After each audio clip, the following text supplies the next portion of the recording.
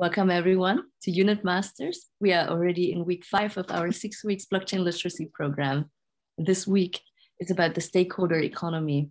We have with us today Victor, and Victor is going to share a perspective about how can we actually build a world that is equitable and accessible to all. And just going to read out your bio to him. Victor is Venezuela-born social development scholar, serial social impact entrepreneur, and disability rights expert. He's an international speaker and consultant on accessibility-related issues.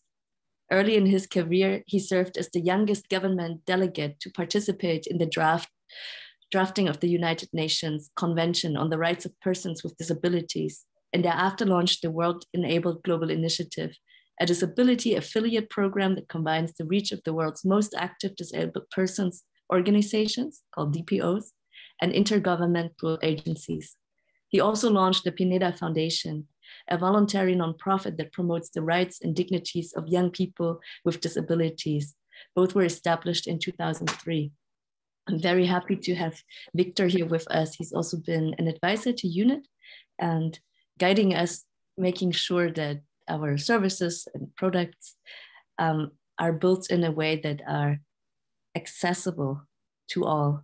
So very good to have you here with us today, Victor. The stage is all yours. We will listen to your 15 minutes input talk, and then we'll open up the room for questions and answers. Kindly use the chat, everyone, if you have direct questions, or you can raise your hands after the input talk so that we can give you the right to share your voice. Well, thank you so much, and thank you all for joining us. I think to get started, I want to make sure that everybody is able to hear me well. Unfortunately, I got caught in a beautiful garden, so this is a real background.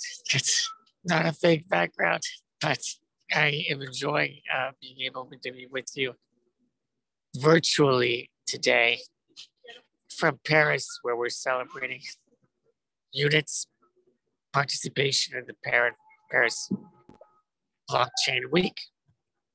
Now, the topic of today's discussion about the shareholder economy really gets to 3 fundamental ideas. First is, what is governance?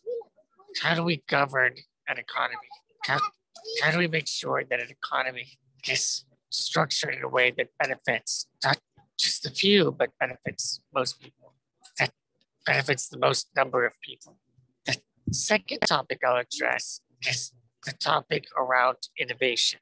And what does innovation mean for people that have usually been left out? And number 3, how do we understand what within that economy, within that space of innovation and that space of governance, how do we drive that towards more equitable outcomes?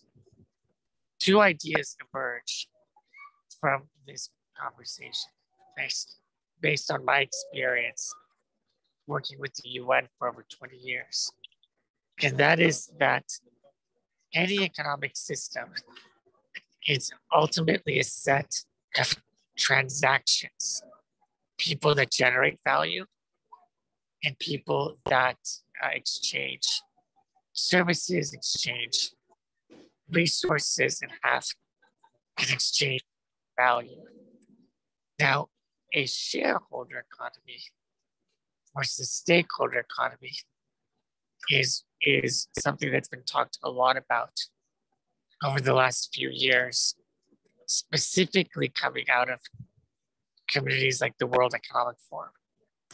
And this goes to my first topic of governance.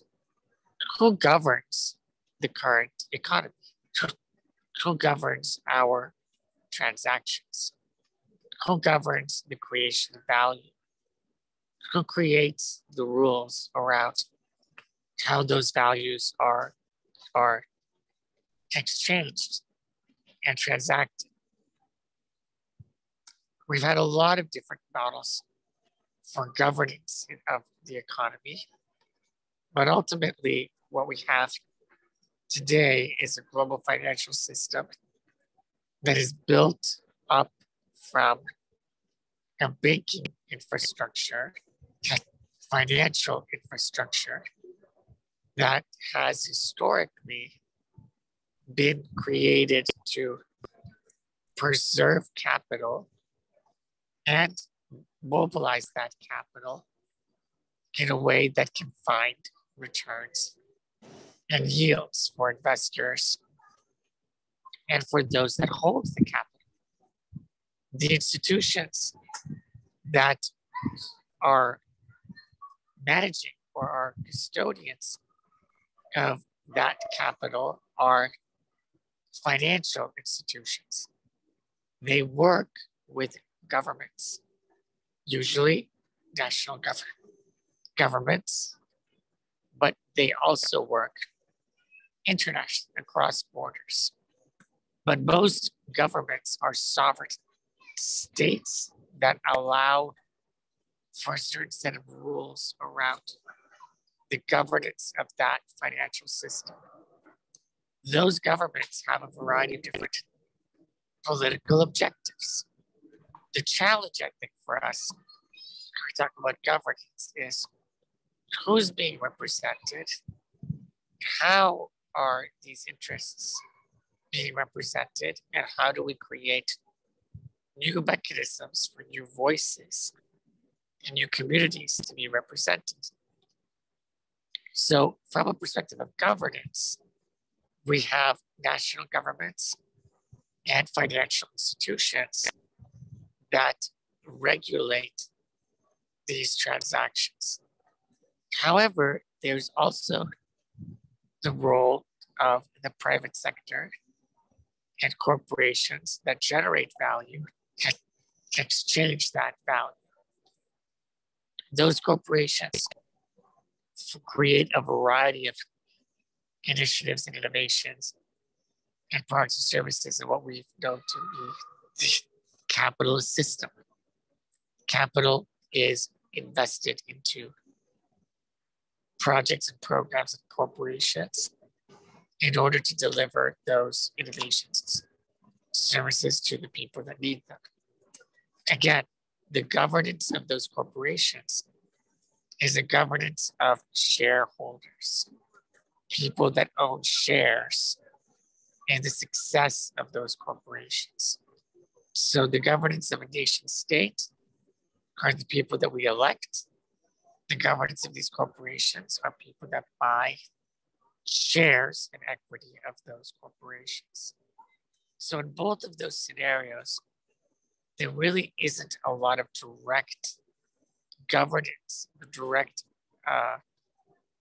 command or direct control of these systems of transactions and of the ways that these systems generate outputs and outcomes for communities. So let me be very specific.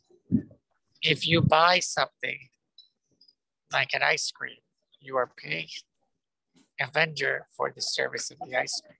That vendor will deposit those resources into a bank, will buy the material from other companies. Ultimately, all of this capital is owned within a financial system.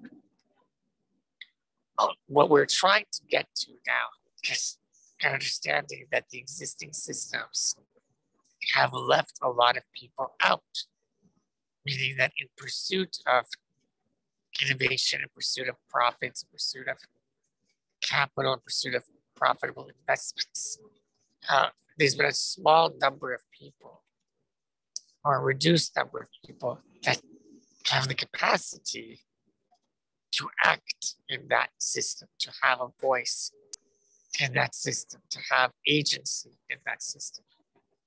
And so really what we're getting to is a system that allows capital holders to decide on what happens to capital and keeps all the other people that aren't holding large amounts of capital to basically be dependent upon the rules that are set for them. So what we're getting to with the shareholder economy is ownership through shares. And a new set of ideas are emerging in terms of how to create a more democratic or more decentralized way of giving agency, choice, and autonomy to not only those people that own the capital, but those people that purchase products and goods, or people that create new solutions, or people that are, in a sense, contributing, consuming, and developing those ecosystems and economic systems. If we can find a way to reward the people that are creating value in that ecosystem, we can get to a structure, a governance structure, where stakeholders, people that have a stake in the success of a community, a stake in the success of a business, a stake in the success of a neighborhood, a startup, are much more likely to create value and retain that value and protect that value in a way that has more equitable outcomes than if the only metric for success was the return on the investment of the shareholder. Now, these are still politically and economically challenging ideas, because building in equity, building in access to capital, building in access to governance, building in a voice or a structure that understands representation, authentic inclusion, creates mechanisms for communities that have historically been left out to have a seat at the table, whether it's co-creating policy solutions for Indigenous people in Canada to have access to safe drinking water, right? And what does that entail in terms of the infrastructure needed to be developed for those communities, how that infrastructure is financed, how those communities decide the rules by which that infrastructure will be financed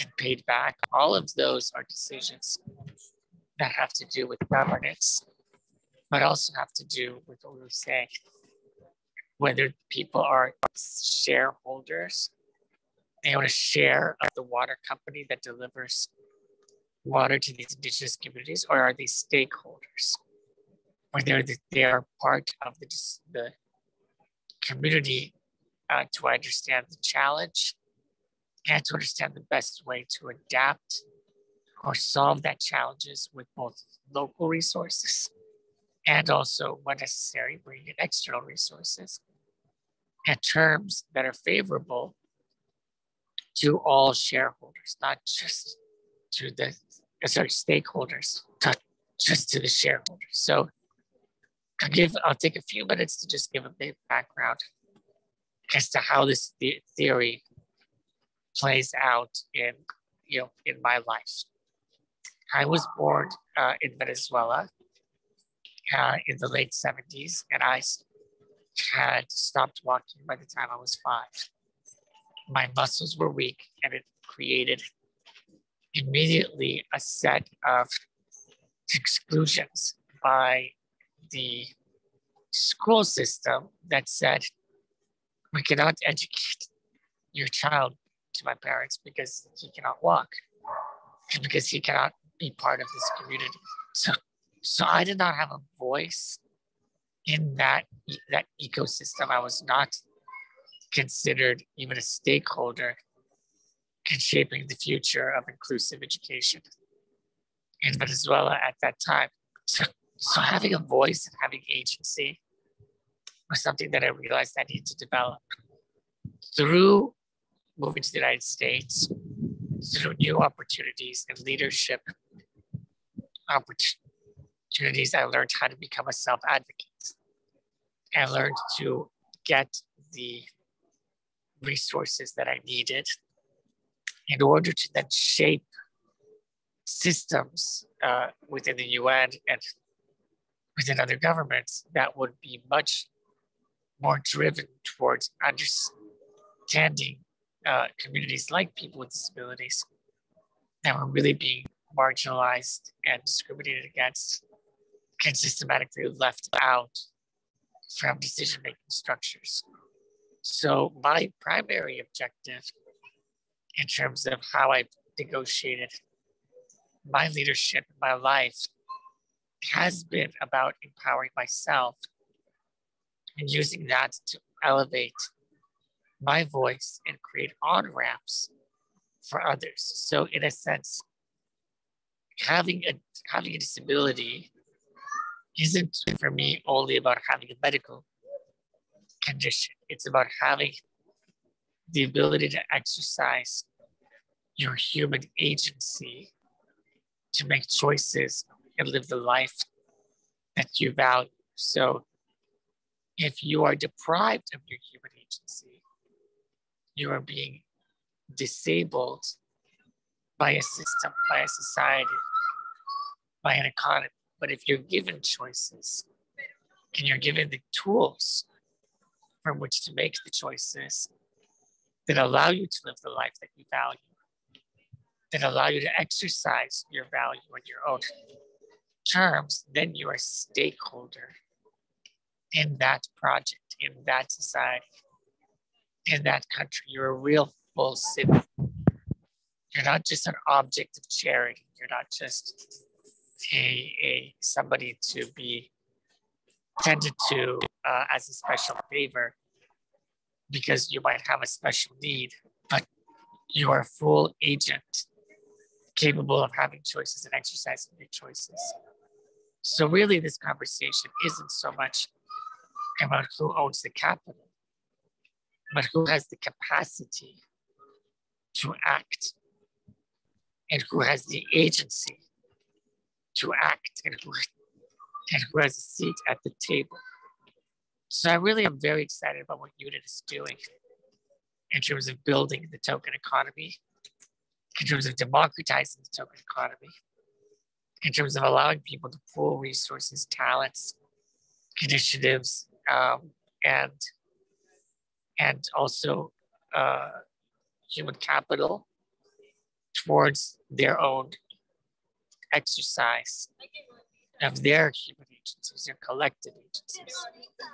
And I think that's what is really going to unlock a whole new set of experiments in terms of governance, in terms of choice, and in terms of what we can accomplish when we basically create mechanisms that empower people to have the tools to generate value on their own terms.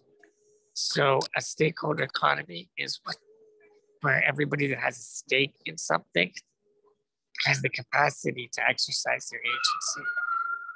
And a shareholder economy is one where only those that have a share of that capital are able to make choices. I think that even those that have capital, and the large corporations, even the large capitalists realize that if we do not create better on-ramps for stakeholders to really have a say, we'll continue to replicate the same barriers and the same failures of the past, and we'll basically limit our collective productivity frontier, productivity frontier, or limit what we can do together, because we'll leave a lot of talent and a lot of ideas and a lot of human capital outside of this system, outside of this planet, outside of this sort of society that really requires all of us in order to get through these challenges. So that is my 15-minute talk.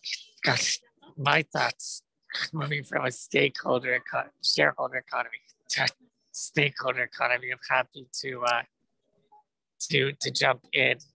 I can bring background as a professor at the University of California, Berkeley in city and regional planning. I think a lot about cities as systems. I also serve on several global future councils of the World Economic Forum, primarily the Global Future Council on Cities of Tomorrow, where I'm,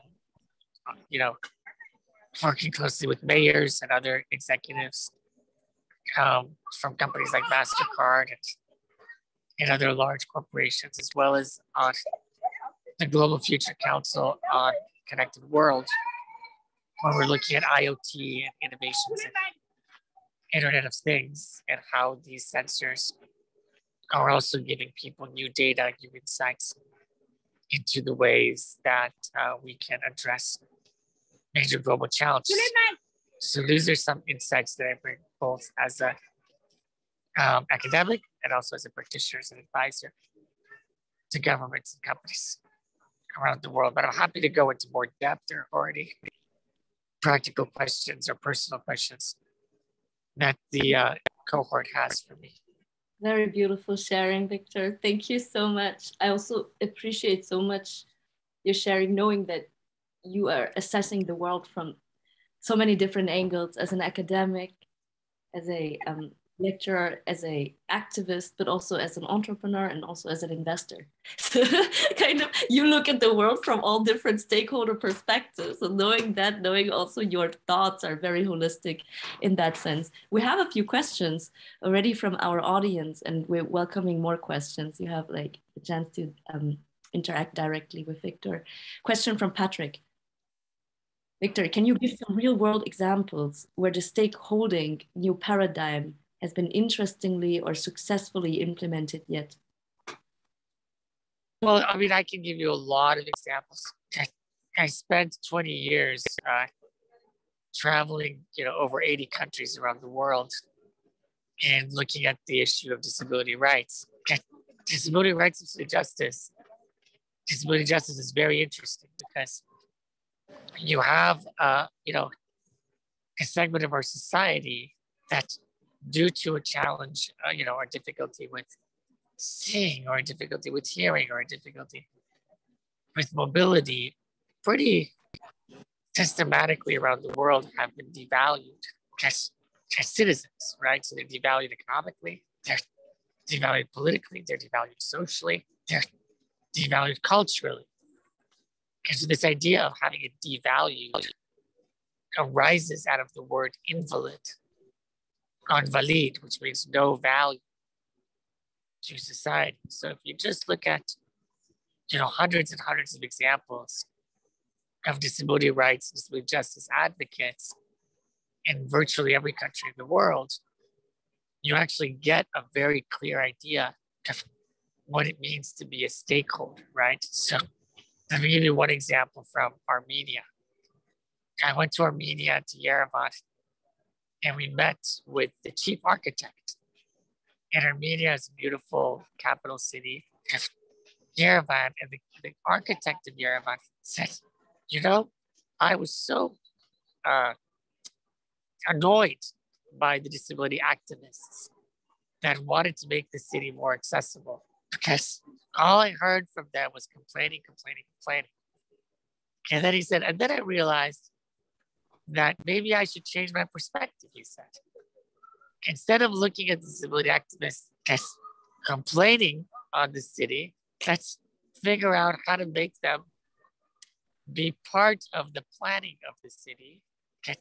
Let's hire these activists to oversee some of the infrastructure improvements that the city has in store and identify which parts of the city this community feels needs to be improved first. So this architect saw this community first as annoying, as a nuisance, and then saw the community as a resource.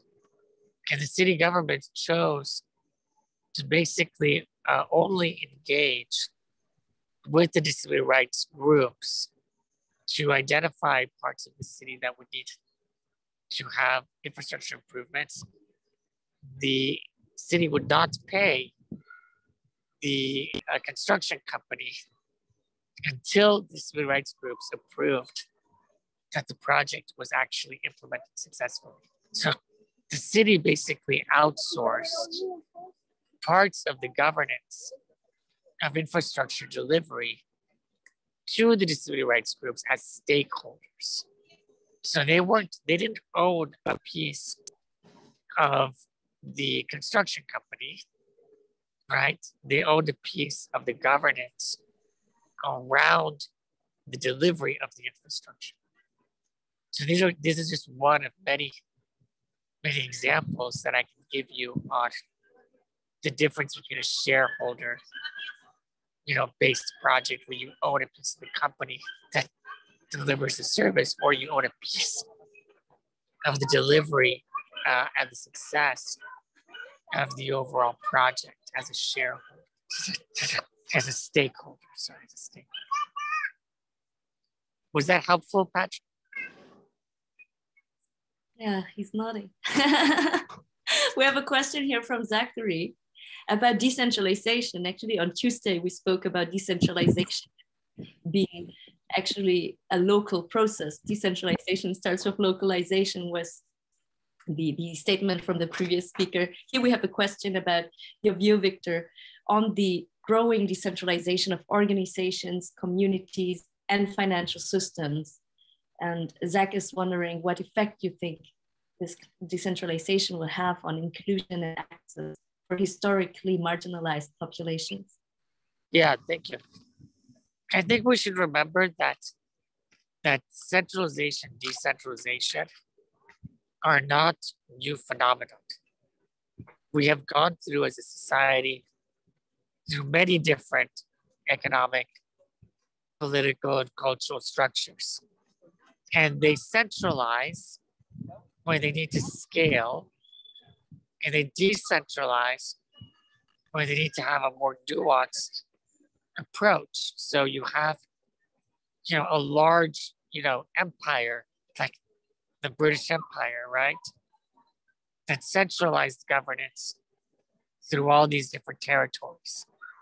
And at some point, that infrastructure is not capable to manage and govern all those territories. And you have these decentralized, or the fragmentation of these bigger systems into smaller and more organic, more responsive systems, right? So you break away a large state into other constituent parts. That's political fragmentation. That's also decentralization in terms of not a nation state. But you also have in Saudi Arabia a very centralized economy that's managed through Riyadh, and they realize they're not going to be competitive if they don't decentralize some of the governance into various other cities and regions so that there can be more local decision making around development challenges. So I'm giving you large political examples just to remind you that centralization, decentralization are not new phenomena. There have historically been, small tribes that join into bigger tribes and then break down as well. So what we're doing right now with technology is we're creating new ways to reorganize our financial transactions, as well as to reorganize our governance systems. We don't only have to elect, a president of a corporation through our ownership in shares. We can have a decentralized autonomous organization through the way that we all buy it to a certain token. Likewise, we don't have to have only one way of collecting our capital and creating exchange of values through fiat currency. We can exchange now value through decentralized, financial instruments, decentralized currencies. So again, this is just another example of how we have come to a point where we have been very successful in centralizing a lot of our infrastructure in order to create more innovation in order to create more progress and more prosperity. However, that prosperity has now come to a point where it hasn't been responding to everyone equally, or it hasn't been able to respond to its own inefficiencies. And so we're coming up to a new horizon of decentralization. And, and it's exciting. And some things are going to work and some things aren't going to work. And then eventually, 100 years from now, a lot of this decentralization might be re-centralized in another form, and then we'll have to decentralize it again. So these are cycles. Is that helpful? Does that answer your question? Like said, yes. So here, question building on what you just said, maybe let's inquire a little bit your view on the role of corporations like Google, for example, from current centralized system governance. How would you imagine their roles in a decentralized stakeholder economy world? Well, look, I know a lot of people don't like big corporations. They just aren't effective at solving every problem. They're effective at collecting a lot of knowledge and resources and talent and driving that talent towards outcomes ultimately that generate value for shareholders.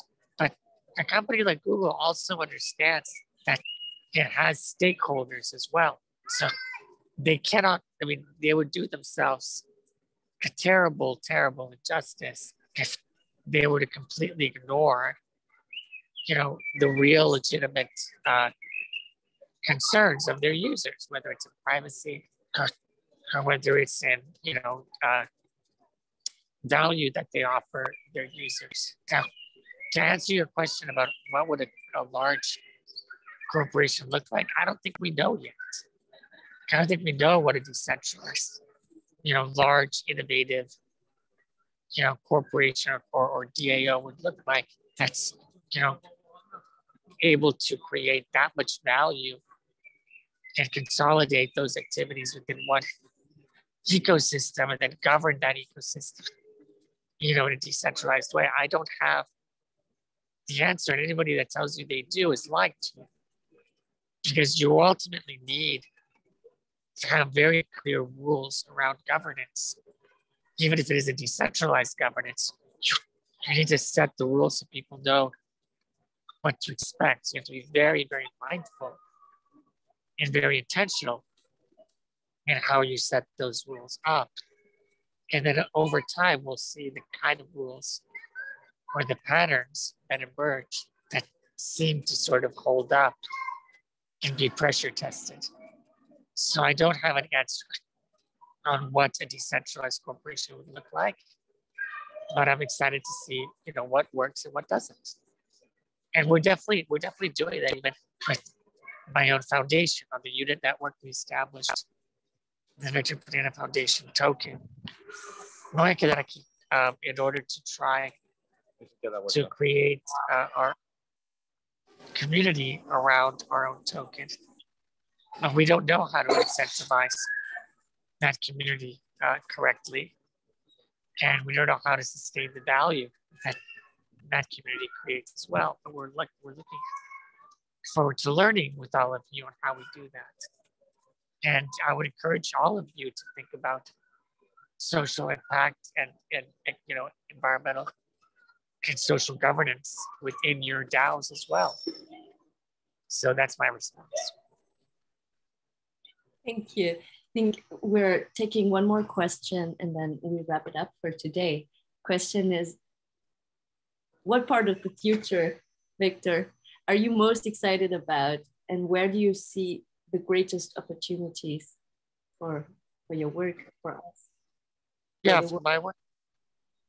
I think that we've got an unprecedented set of challenges and an unprecedented set of opportunities. And I think it's going to require an all hands on deck approach. And so what I like about the token economy, what I like about, what Unit is doing is that you're really lowering the barrier to entry. you're lowering the existing structures or structural barriers that would limit agency, that would limit choice, that would limit participation, that would limit voice. And you're letting people experiment. So I'm excited about all this experimentation. I feel very fortunate, to have led a lot of human rights initiatives at the very highest levels with a lot of governments and a lot of corporations, can understand holistically that none of these systems have all the solutions. DAOs and the token economy don't have all the solutions.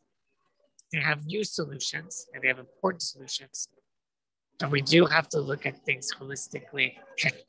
We do have to look at how this new ecosystem with the private sector, with the public sector, with civil society groups, with this new DAO structures, with the new token economies, how this is all going to work out and how we ultimately are going to continue to refine the rules that could create and that could bake in more equity and more access by design, not to build a bunch of Web3 applications and then realize, that the Web3 space is not accessible to people with visual impairments, or the Web3 space has not considered diversity of perspectives from indigenous communities, that the Web3 space is all male. So these are very important questions about how we hold ourselves accountable in what we've learned from previous governance models and how we can bake that into the new governance models that we are building today. Thank you so much for the time. It's been a pleasure to serve as an advisor to UNIT, to meet the great people behind UNIT, and to continue to support the work that this community is doing. Please feel free to reach out. You can reach me directly. Zach, if you can put my email address in the chat, and follow me on social media at Victor Pineda on Twitter and on LinkedIn. Happy to connect and support the work you guys are doing. Thank you so much. Thank you so much, Victor. Now, just to recap, also looking at our 6 weeks learning journey together. The first week we spoke about Internet of Value, and I hope today you got kind of the context or understood why we're connecting different pieces along our journey together. Because when we think about stakeholder economy, we think about is how can we create a world in which people can be contributors to economic transaction, so that in the end we go from an internet of communication to an internet of value. All right. We spoke in week 3 about governance. Vlad from Ethereum Foundation gave us a talk about how actually can we think about governance and how far are we actually away from that world of decentralization that everyone claims to have in Web3. And today we spoke about stakeholder capitalism, the emergence of it. You can read about stakeholder capitalism in World Economic Forum discussions, for example. And next week, we're speaking about the token economy. So we speak about use cases, and also your assignments are based on thinking this week about thinking on if you were to solve any of these societal problems that were dear to your heart, SDG problems, which ones would you tackle? Next week, we're going to speak or ask you to think about, okay, now you have an idea of how would you actually go ahead and change the world? How would that look like in the token economy model? So by the end of next week, we will have finished our 6 weeks journey together. You will receive a link in which you can then go ahead and claim a certificate for graduation. In that claim your certificate form, we will ask you to document your key learnings along the 6 weeks. So that's why every week we ask you to document your learnings, but we also share the collective learnings. So don't worry if you haven't had the time to go through everything in depth. What you need to do is then just study the collections of your peers, your answers. Everyone basically contributed to this collective body of wisdom. And next cohort will start mid-May. for that, we are still looking for study group leaders. So if you have participated in these study groups, this is the unit way of decentralized learning opportunities. So if you've benefited from that and feel like, hey, you want to bring your topic of passion to other communities in your local region or in a field of interest to you, then kindly reach out to Anchor or Zach from our unit team, so they can guide you towards how to set up a study group and bring the knowledge to others. So also, we encourage you to give us feedback. We have feedback forms online in the study course. You can also write to us in the chat group, ask all the questions that you have about how would one actually engage in the Internet of Value or in the unit token economy. Thanks all for being with us, and see you again soon. Have a great week. Bye-bye.